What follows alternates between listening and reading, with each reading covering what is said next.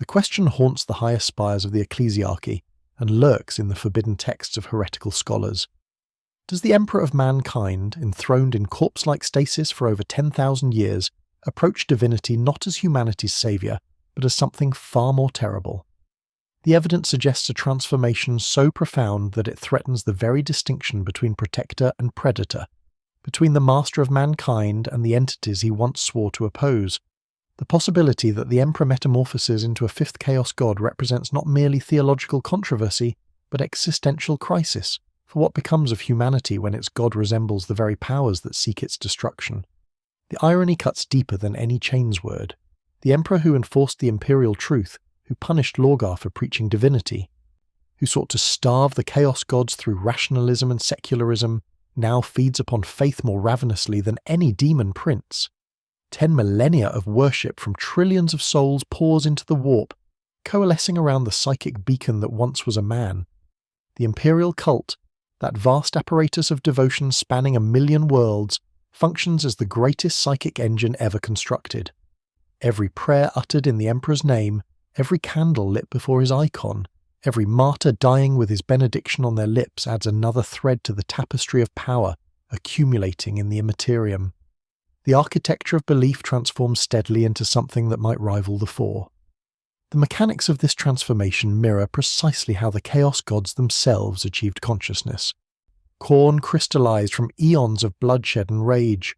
Nurgle coalesced from despair and the fear of mortality. Tzeentch formed from ambition and the hunger for change. Slaanesh exploded into being from the Eldari's centuries of depravity and excess. Each represents an emotional or conceptual pole so powerful, so fundamental to sentient experience, that it achieved independent existence in the psychically reactive medium of the warp. The Emperor's position becomes uncomfortably similar. Faith, hope, order, sacrifice, devotion, the protection of humanity at any cost. These concepts saturate the imperial creed, repeated in liturgies across the galaxy with such fervour that they cannot help but echo through the immaterium. The theological framework established by Lorgar's Lectitio Divinitatus provided the template. That Primarch, rejected by his father for preaching divinity, nevertheless planted seeds that would flourish in the heresy's aftermath. When the Emperor fell upon the Golden Throne, neither fully alive nor truly dead, the faithful required explanations that the imperial truth could not provide. The rationalism that once defined the Great Crusade crumbled before the psychological need for meaning in suffering. If the Emperor sacrificed everything to save humanity, then surely such sacrifice demanded more than secular acknowledgement. It demanded worship. And worship in the grim darkness of the 41st millennium possesses tangible power. The transformation gained momentum through sheer necessity. As the Imperium fractured and the Age of Strife's horrors became daily reality, faith offered what reason could not provide: protection. The warp storms that ravaged space required the Astronomican's light for navigation, but they also demanded belief in that light's sanctity. Demonic incursions threatened to overwhelm worlds, and only the conviction that the Emperor protected seemed to hold them back. Whether that protection flowed from the Emperor's own power, or from humanity's collective psychic assertion of his protection, became increasingly difficult to distinguish. The boundary between what the Emperor was and what humanity believed him to be blurred with each passing century. Acts of faith performed by the Adepta Sororitas demonstrate this blurring most dramatically. These warrior priests perform feats that defy psychic explanation. Their miracles differ fundamentally from warpcraft. Psykers manipulate the immaterium directly, channeling its energies through their minds. The Sisters of Battle operate through pure faith, and their abilities resist conventional psychic defenses. A psyker might ward against sorcery, but faith simply is. It exists as absolute conviction made manifest, and that conviction draws power from somewhere. The most logical source remains the Emperor himself, now sustained not by psyker's sacrifice alone, but by the belief of quintillions. The psychic sustenance provides troubling implications. 1,000 psykers daily surrender their souls to maintain the Golden Throne. Their life force feeds the Emperor's consciousness, preventing his final death and sustaining the Astronomican. This represents sacrifice on an industrial scale, the systematic consumption of human souls to perpetuate a single entity's existence. The Chaos Gods feed similarly, drawing strength from the emotions and experiences of sentient beings. Khorne grows fat on violence, Nurgle on despair, Tzeentch on scheming, Slaanesh on excess. The Emperor consumes psychic potential itself, the raw talent that might have expressed itself in countless ways instead channeled into a singular purpose. The difference in method matters less than the fundamental similarity of consumption. The scale of this consumption accelerates. As the Imperium's situation deteriorates, more psychers manifest. The birth rate of psychically active humans increases with each generation, a trend that the Adeptus Astra Telepathica tracks with growing alarm. More psychers means more souls for the Golden Throne, more fuel for the dying god, but it also means more belief in the system that demands such sacrifice.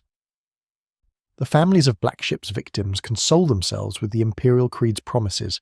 Their children serve the Emperor directly. They become part of something greater. This conviction, multiplied across billions of worlds, creates psychic resonance that feeds back into the Emperor's growing presence in the warp.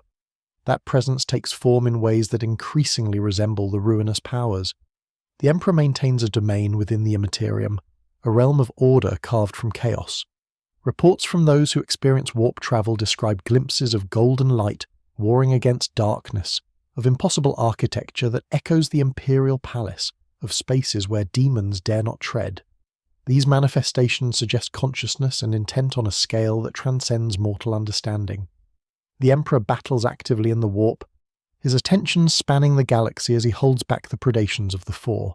Such capability requires power commensurate with the entities he opposes. The living saints provide direct evidence of this power's nature. Figures like St. Celestine manifest repeatedly, dying only to return through the warp itself. Their resurrections follow patterns uncomfortably similar to demonic possession, though the faithful would recoil at such comparison. A demon enters reality by overwriting a host's soul, replacing mortal consciousness with warp stuff given temporary physical form. A living saint returns through similar mechanisms, their consciousness preserved somewhere in the Immaterium and re-embodied when needed. The difference lies only in aesthetics and allegiance. Both processes demonstrate that the Emperor commands sufficient presence in the warp to anchor souls, preserve them, and return them to reality at will. Such capability marks divinity by any practical definition. The Emperor's psychic warfare extends beyond individual manifestations. During the recent opening of the Great Rift, witnesses reported phenomena that suggested direct intervention on unprecedented scales. Robout Guilliman's resurrection involved the Inari and Eldari death magic, but his subsequent actions carried the Emperor's mark. When the Primarch channeled his father's power to wound Nurgle directly, striking at the plague god within his own garden, it demonstrated reach and potency that few entities possess. To damage a chaos god within its own domain requires power on a comparable level. The Emperor achieved this through Guilliman as a conduit, suggesting reserves of psychic might that accumulate still. This accumulation follows the same positive feedback mechanisms that empowered the original Chaos Gods. As the Emperor's influence grows, more souls turn to him in desperation. As more souls turn to him, his power increases. As his power increases, more dramatic miracles become possible. As miracles proliferate, faith intensifies. The cycle reinforces itself, each iteration adding momentum to the transformation. The Emperor becomes what humanity needs him to be, and what humanity needs grows steadily closer to what the Chaos Gods already are. A being of absolute power, sustained by worship, capable of affecting reality through will alone, existing primarily within the warp while occasionally manifesting in the Materium. The theological implications poison every level of imperial society. The ecclesiarchy preaches that the Emperor protects, that faith provides literal shield against the darkness, and the evidence suggests truth in these teachings. Worlds with fervent imperial cults resist demonic corruption more effectively than those with wavering belief. Populations that pray regularly report fewer incidents of psychic predation. The faithful demonstrate resistance to chaos influence that secular analysis cannot explain. These observations validate the cult's central claims while simultaneously suggesting mechanisms that the cult refuses to examine. If faith protects, what exactly provides that protection? And how does protection through faith differ from the blessings that chaos worshippers claim from their own dark patrons? The parallel grows more disturbing when examining the imperial cult's structure and practices. Like chaos cults, it demands absolute devotion. Like chaos cults, it promises eternal reward for the faithful and damnation for heretics. Like chaos cults, it justifies any atrocity in service to its god. Like chaos cults, it fragments into countless subsects and schisms, each claiming unique insight into divine truth while condemning alternatives as heresy. The Confederation of Light, the Drusians, the various death cults and resurrectionist sects all worship the Emperor, but interpret his will differently. This theological diversity mirrors perfectly the fractious nature of chaos worship, where Khorne's followers splinter into blood god devotees with wildly variant practices, all claiming to honour the same entity. The Emperor's relationship with the Materium demonstrates further similarities to the chaos gods. Like them, he cannot manifest directly without tremendous expenditure of power and the right circumstances. Like them, he operates through intermediaries, champions, and living saints. Like them, he influences reality through the faith of his worshippers rather than direct physical presence. Like them, he wars in the warp against rival powers while simultaneously attempting to expand his influence in real space. The tactics, the strategies, the fundamental nature of his existence all align with entities that the Imperium names as anathema, yet the Emperor's origin distinguishes him from the four, at least in theory. The Chaos Gods emerged from the collective unconscious of sentient species, conceptual forces given awareness through eons of emotional resonance. The Emperor began as mortal, a man of incomprehensible psychic power, but nevertheless flesh and blood. His current state represents transformation rather than spontaneous generation. This difference matters to those who argue against his deification in the chaos sense. A being born mortal who ascends to godhood through sacrifice and suffering follows different metaphysical rules than entities that never experience mortality at all. Also, the argument proceeds. The counter-argument asks whether origin determines nature. If a being functions as a god, draws power as a god, manifests as a god, and is worshipped as a god, does its beginning as mortal change what it has become? The Eldari created Slaanesh through their actions and civilizations collapse. Yet no one disputes Slaanesh's status as a chaos god. Slaanesh did not exist, then suddenly did, brought into being by the psychic catastrophe of an empire's death. If sentient beings can create a chaos god through their collective actions and beliefs, why cannot humanity transform their emperor into something functionally identical through 10,000 years of worship and sacrifice? The Dark King prophecy casts shadows across these questions. During the Siege of Terror, at the moment of ultimate crisis, the Emperor drew upon warp energies to such extent that he began the process of full deification. The transformation into what prophecy called the Dark King represented the Emperor's potential to become a fifth chaos god entirely, one embodying annihilation and total order through destruction. Olennius Person's intervention halted this metamorphosis, convincing the Emperor to release the power he had accumulated, even if it meant risking defeat. The Emperor chose humanity over godhood, mortality over apotheosis. But that choice may have only delayed the inevitable.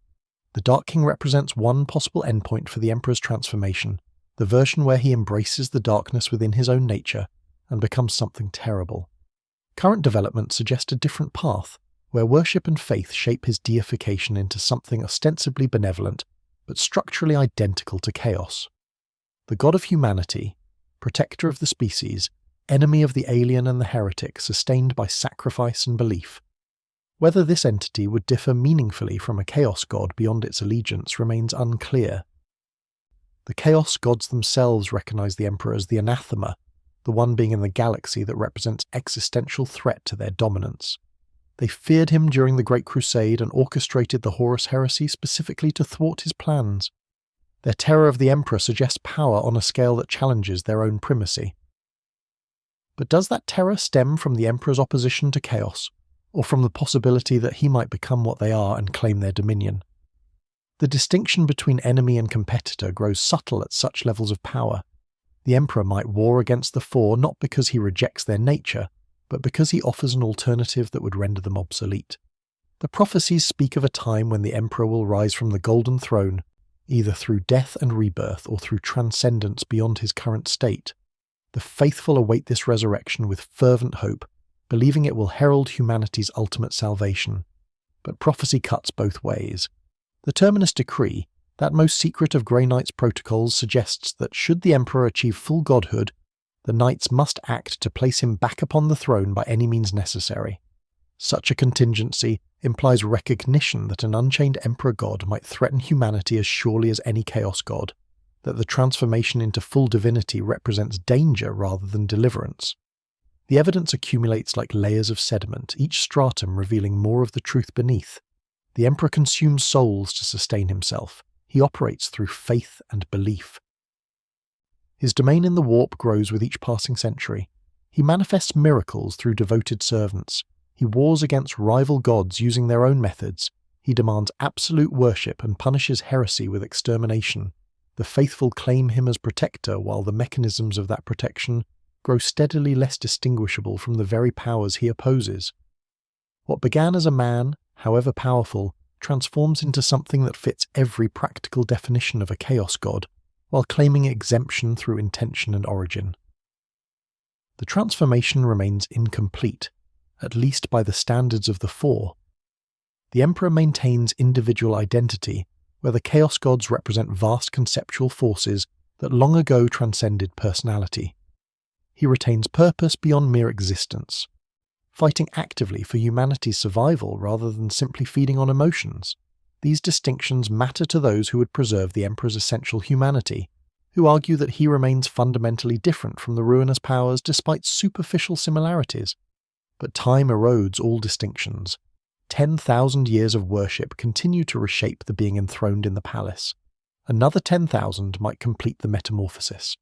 The question becomes not whether the Emperor transforms into a Chaos God, but whether that transformation represents hope or horror, salvation or damnation, the ultimate victory of order over chaos, or the final revelation that both have always been the same.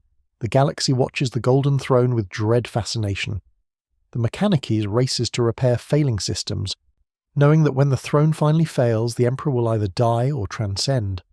The Ecclesiarchy prepares for resurrection, their prophecies promising deliverance. The Inquisition maintains protocols for every contingency, including the unthinkable scenario that the Emperor's return brings greater terror than his current entombment. And in the warp, the Four observe their ancient enemy with interest that borders on anticipation. They know what approaches. They recognize the signs. A fifth god stirs in the immaterium, clothed in gold and faith, sustained by sacrifice and hope, growing steadily toward consciousness that might eclipse even their own.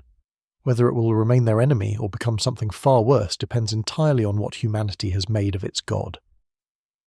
The alternative paths to the Emperor's transformation present possibilities even more disturbing than straightforward deification. The Star Child theory, emerging from the earliest days of imperial scholarship and recently experiencing resurgence, proposes that the Emperor's soul fragments as his body decays upon the Golden Throne. The majority of his consciousness dispersed into the warp after the confrontation with Horus, while only a tenuous connection to his physical form remains. This dispersed essence coalesces slowly in the immaterium, forming a new entity entirely separate from the Emperor's original consciousness. Like the shamans who birthed the Emperor through mass reincarnation millennia ago, the Emperor's soul might reconstitute itself given time and proper conditions. The theory suggests that the Emperor cannot achieve this rebirth while his body remains tethered to the Golden Throne. The machine sustains his physical form in perpetual stasis, preventing both true death and genuine resurrection. His consciousness exists in limbo, trapped between mortality and apotheosis, unable to complete the transition that might save or doom humanity. Some scholars believe the Star Child already exists in nascent form within the warp, a golden infant of pure psychic energy waiting to be born fully into consciousness. Others interpret it as potential rather than actuality, a possibility that requires specific catalytic events to manifest. The Sensei complicate this theory further. These immortal descendants of the Emperor sired during his mortal years supposedly possess immunity to chaos corruption and invisibility to psychic detection. Their unique nature makes them perfect vessels or sacrifices for catalyzing the Emperor's rebirth. The Illuminati, a secret organization that learned forbidden truths from the Eldari's Black Library, supposedly works to gather these sensei for eventual mass sacrifice to the Emperor. Their deaths would provide the psychic impetus necessary to complete the Star Child's formation, allowing the Emperor to shed his dying husk and emerge as something new. Recent events lend disturbing credence to these ancient theories. During the Indomitus Crusade, astropathic networks reported visions spreading across Segmentum Solar and beyond. Images of a golden infant interposed with scenes of a radiant being rising from a throne of light. The visions grew clearer over time, more detailed, more insistent. Many interpreted these as prophecies of the Star Child's imminent awakening. Whether these represented genuine precognition or elaborate Tzeentchian manipulation remains unresolved. The Changer of Ways possesses both motive and means to deceive humanity about the Emperor's potential rebirth, sowing false hope that would render the Imperium vulnerable at critical moments. The distinction between the Star Child and the Dark King represents the Emperor's internal division made manifest. When the Emperor confronted Horus aboard the Vengeful Spirit, he drew upon such vast quantities of warp energy that he began transforming into a Chaos God entirely. The Dark King represented that transformation's endpoint, a deity of absolute order achieved through total annihilation, cold, pitiless, willing to destroy reality itself to impose perfect structure upon chaos.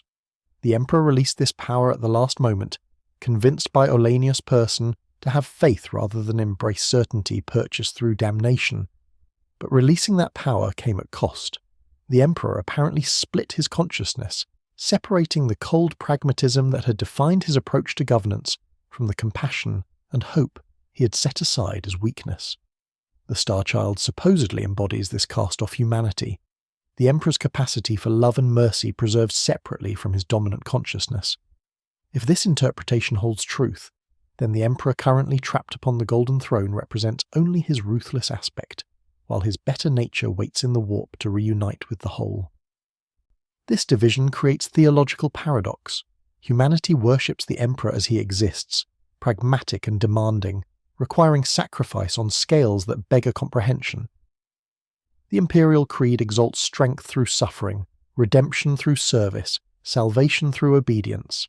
These values reflect the Emperor's ruthless aspect, the calculations that weigh individual lives against civilizational survival without hesitation. But if the Star Child represents his suppressed compassion, then the God humanity has created through worship differs fundamentally from the God that might eventually emerge. The faithful pray to one entity while potentially birthing another. The Great Rift's opening accelerated every aspect of the Emperor's transformation. The Cicatrix Maledictum tore reality from the Eye of Terror to the Hadex Anomaly, dividing the galaxy into Imperium Sanctus and Imperium Nihilus. This catastrophic event unleashed unprecedented volumes of warp energy into real space. Demons manifested with ease. Warp storms proliferated. The laws of physics frayed at the rift's edges, creating zones where time flowed differently or ceased to flow at all. Most critically, psychers across the galaxy experienced dramatic power increases in what became known as the Psychic Awakening. The surge of warp energy affects the Emperor directly. Priest Mathieu, before his death during the Plague Wars, came to believe that the Great Rift empowers the Emperor rather than weakening him. The Chaos Gods made a grave error in opening the rift, Mathieu claimed, because the same energies that strengthen them also feed the Emperor's growing presence in the warp. This interpretation gained support from the Emperor's demonstrated ability to strike at Nurgle directly through Guilliman as conduit. To damage a Chaos God within its own domain requires power on comparable scales. The Emperor achieved this feat during or after the rift's opening, suggesting access to energies previously unavailable or unused. The Astronomican's behaviour following the rift provides further evidence. The psychic beacon dimmed initially during the Noctis Eterna, the period of absolute darkness that accompanied the rift's birth. Countless worlds lost contact with Terra. Navigation became impossible. The Imperium Nihilus remains largely cut off from the Astronomican's guidance even now, yet the beacon itself did not fail entirely, despite the rift's overwhelming psychic interference. The Emperor maintained the Astronomican through conditions that should have extinguished it completely. This resilience suggests reserves of power that even the Golden Throne's degradation cannot entirely suppress.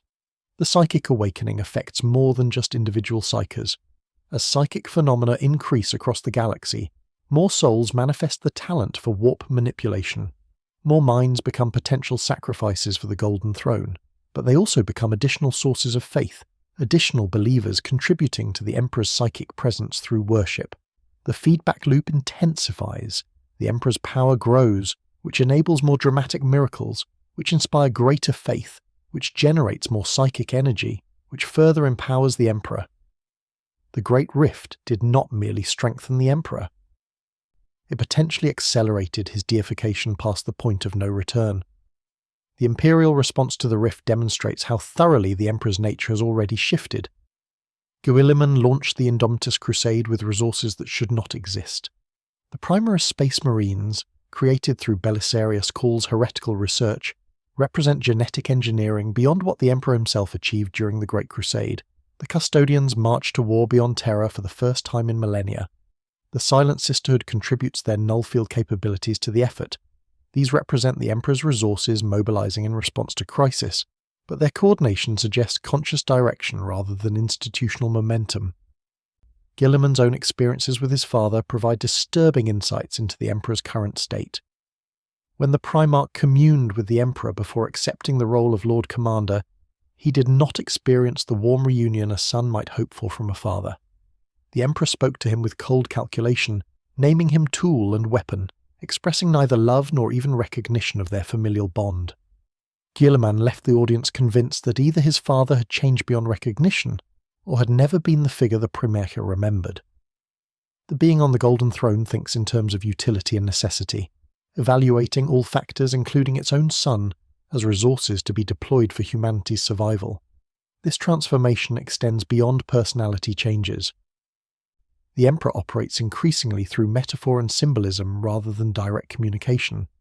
His interventions in the Materium follow patterns more recognizable from chaos manifestations than from the straightforward approach he employed during the Great Crusade. Living saints appear and disappear according to need rather than rational planning. Miracles occur at moments of maximum dramatic impact. The faithful experience visions that guide their actions without explicit instruction. These represent hallmarks of a warp entity's interaction with reality, not a mortal mind's decision-making process, however powerful. The Emperor's relationship with time itself demonstrates his transition toward warp-based existence. Multiple accounts suggest he perceives time non-linearly, experiencing past, present, casus and future simultaneously, or in sequences that do not correspond to causality as mortals understand it. This explains certain apparently prophetic actions he took during the Great Crusade, preparations for events that would not occur for millennia. But it also suggests consciousness increasingly divorced from material existence. The Chaos Gods experience time differently than mortals, their perspective shaped by the warp's fluid nature where chronology holds less meaning than emotional resonance. The Emperor's battles in the warp provide the clearest evidence of his transformation's direction. He wars constantly against the Four, holding back their incursions through sheer force of will and psychic might.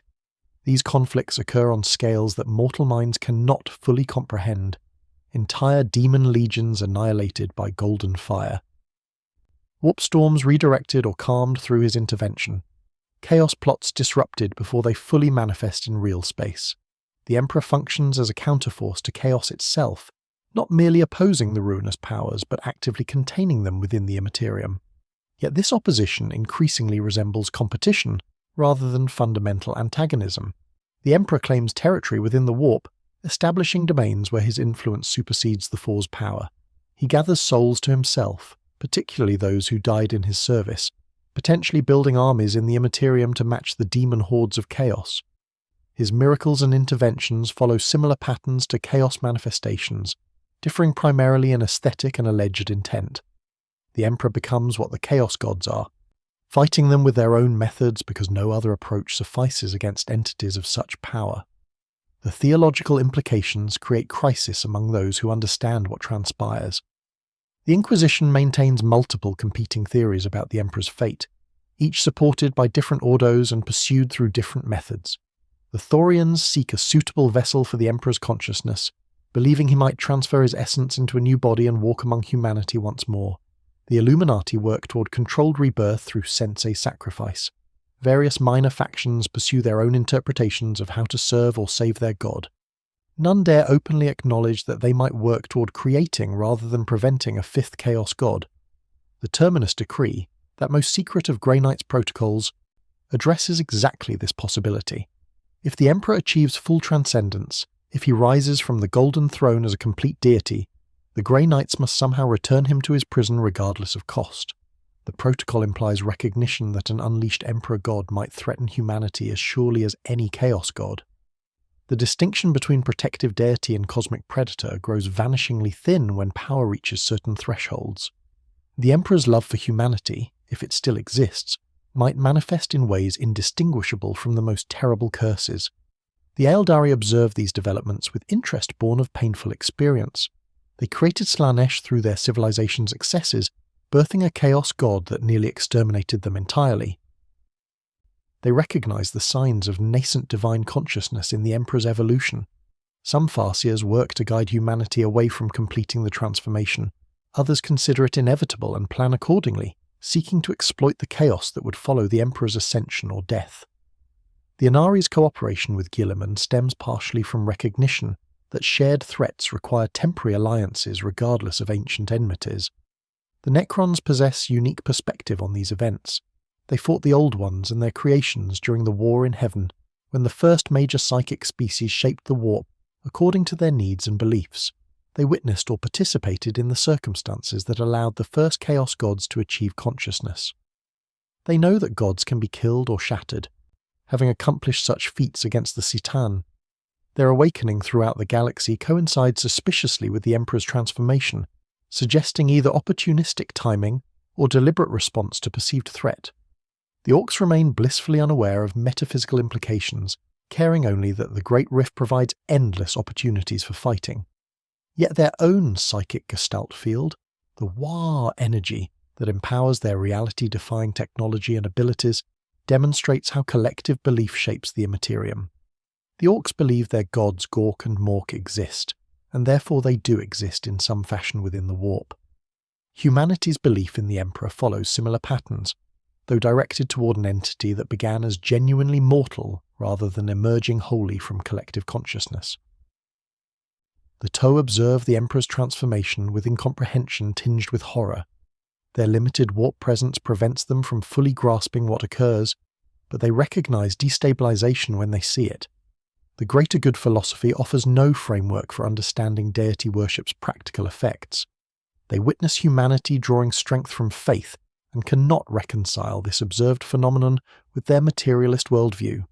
Some Earthcast researchers theorize that the Emperor represents some form of psychic technology or evolved consciousness rather than genuine divinity, explanations that preserve their philosophical frameworks while acknowledging observed effects. The Tyranids respond to the Emperor's growing psychic presence with instinctive aversion. The hive mind, that vast distributed consciousness spanning entire fleets, registers the Emperor's threat or obstacle rather than potential biomass. Hive fleets adjust their approach vectors to avoid regions where the Emperor's influence manifests most strongly, while simultaneously drawn toward the psychic beacon of the Astronomicon like moths to flame. This contradictory behavior suggests the hive mind recognizes the Emperor as predator rather than prey, something that might consume Tyranid consciousness rather than being consumed by it.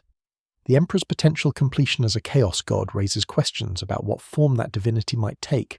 The four each embody specific concepts that have become self-sustaining through eons of reinforcement. Khorne is violence and honor, Nurgle is decay and acceptance, Tzeentch is change and scheming. Slaanesh is excess and perfection. What would the Emperor represent? Order seems obvious, but order alone lacks the emotional resonance that sustains warp entities. Sacrifice? Faith? Humanity itself? Each possibility suggests different outcomes for the completed transformation. If the Emperor embodies order, he would oppose not merely chaos, but change itself. Stagnation as divinity. The Imperium's current state of perpetual decline frozen into permanence and elevated to cosmic principle. Every innovation suspect, every deviation from established pattern heretical in literal rather than merely theological sense. This interpretation aligns with the Dark King prophecy, the cold deity of absolute control who would impose structure at reality's expense. The Imperium already demonstrates this tendency taken to extremes. An Emperor God of Order would merely formalize what already exists into fundamental law of nature. If the Emperor embodies sacrifice, the implications grow darker still. The Imperium runs on sacrifice, psychers fed to the Golden Throne, soldiers thrown into meat grinders, worlds subjected to exterminatus for the greater good. An emperor god of sacrifice would demand ever greater offerings, each more costly than the last, justified by necessity and devotion. The faithful would give everything willingly, considering it privileged to die in service to their god. This creates a sustainable system from warp entities' perspective. Constant stream of sacrifice generating constant emotional energy to sustain divine consciousness. If the emperor embodies faith itself, he becomes self-referential paradox. A god whose power derives from belief in his divinity, which exists because of that power. Faith feeding faith in eternal loop that neither requires nor permits outside intervention. This interpretation suggests the emperor might transcend traditional categories entirely, becoming something unique to the Warhammer galaxy. Not a chaos god in conventional sense, but rather the first deity created entirely through worship rather than emerging from primal emotions. The distinction matters philosophically, but perhaps not practically. If the emperor embodies humanity, he becomes every human emotion and aspiration crystallized into single consciousness. Love and hate, hope and despair, courage and cowardice, all the contradictions that define human experience merged into impossible gestalt. This interpretation offers both hope and horror. Such an entity might genuinely care for humanity's survival and flourishing, being comprised entirely of human psychic energy. But it would also reflect humanity's darkest impulses, the xenophobia and cruelty and willingness to commit atrocity for perceived greater good. The emperor god of humanity would be precisely as terrible as humanity itself at its worst. The timeline for completion remains uncertain. The Golden Throne continues its inexorable decay. Tech priests estimate centuries remaining before catastrophic failure, though their predictions grow less confident with each passing decade. The Emperor might achieve full apotheosis when the throne finally fails, his consciousness released to merge completely with the psychic construct humanity has built in the warp. Or the throne's failure might trigger catastrophic collapse, the Emperor's consciousness fragmenting entirely rather than coalescing. The Star Child might emerge triumphant, or the Dark King might arise despite having been rejected once already. Alternative scenarios proliferate. Perhaps the Emperor sacrifices himself willingly, allowing final death to prevent the transformation into something he knows would damn humanity. Perhaps the Illuminati succeed in their plan, forcing rebirth through sensei sacrifice. Perhaps the Mechanicus discovers technology to repair or replace the Golden Throne, postponing the crisis indefinitely. Perhaps Gilliman or another Primarch assumes the throne in their father's place, becoming the vessel for accumulated worship. Perhaps the Emperor already completed the transformation and merely waits for proper moment to reveal his new nature. The Imperium's future depends entirely on which possibility manifests. An Emperor God ascending as benevolent protector might usher in golden age exceeding even the Great Crusade's glory. Humanity united under genuine divine guidance, protected from chaos by power sufficient to challenge the Four directly. The Astronomicon strengthened beyond possibility of failure.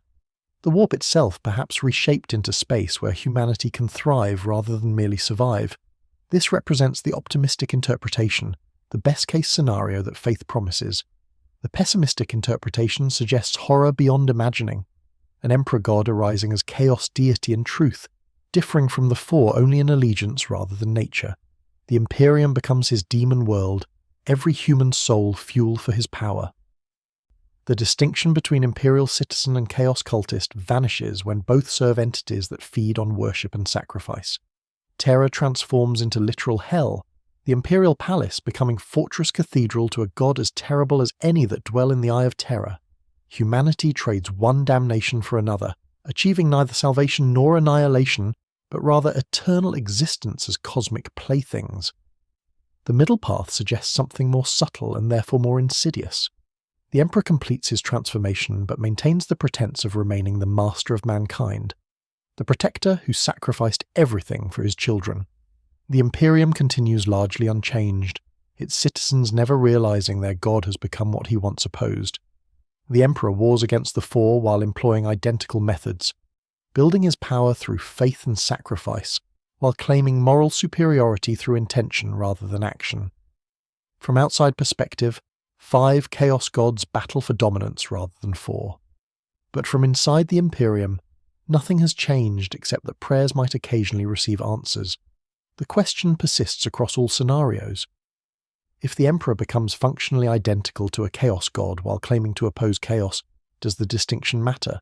If humanity survives through worshipping a deity that demands sacrifice and punishes heresy and grows stronger through belief, does it matter whether that deity originated as mortal or emerged from the warp? The faithful claim intention distinguishes the Emperor from the ruinous powers, but intention becomes difficult to assess when dealing with entities of such power. The Chaos Gods likely believe their own actions justified according to their natures. The Emperor's nature grows increasingly difficult to distinguish from theirs. The galaxy stands at threshold. The Golden Throne fails. The Emperor transforms. The Imperium fractures under pressure from without and within, and in the warp something stirs that might be humanity's salvation, damnation, or both simultaneously. The 5th Chaos. God waits to be born, whether through death or transcendence, whether as the Star Child or Dark King or something unprecedented. The faithful pray for deliverance. The skeptical prepare for catastrophe. And the Emperor, if any consciousness remains that could be called by that name, pursues whatever designs entities of his nature pursue. The answer to whether the Emperor becomes the 5th Chaos God depends entirely on definition. By practical measures of power, influence, and relationship to the warp, he qualifies already. He feeds on worship. He manifests through faith. He battles other gods for dominance. He reshapes reality according to will. He demands absolute devotion and destroys those who oppose him. These characteristics define what Chaos Gods are and how they operate. The Emperor's claim to moral distinction rests on intention and origin rather than observable behaviour, but perhaps the question itself misses the point. Perhaps the true horror lies not in the Emperor becoming a Chaos God, but in the revelation that the distinction never mattered. Perhaps the Emperor always represented what the Chaos Gods are, simply directed toward different ends through different means. Perhaps humanity created its own damnation the moment it began worshipping rather than following, the moment faith replaced reason as organizing principle of civilization. Perhaps the Emperor's transformation merely makes explicit what always existed implicitly, revealing truth that was always present but never acknowledged. The wheel turns, the circle closes. What was sundered becomes whole, and in the closing of that circle, humanity confronts the cosmic joke at the heart of its existence. It fought for 10,000 years against the powers of chaos, sacrificed everything to resist corruption and preserve its independence from the warp's predatory entities. And in that fighting and sacrifice and resistance, it created precisely what it sought to prevent. The Emperor transforms into a god because humanity needed him to be a god. And gods in the Warhammer galaxy are always terrible, regardless of which name they answer to or which prayers they allegedly hear. The 5th Chaos God rises, not through conquest or corruption, but through faith, not despite humanity's resistance, but because of it. And when that rising completes, when the transformation finishes and the Emperor stands revealed in whatever form he has become, the galaxy will learn whether its prayers were answered or whether prayer itself was always the greatest trap. The God Emperor protects. From what and at what cost remains to be seen.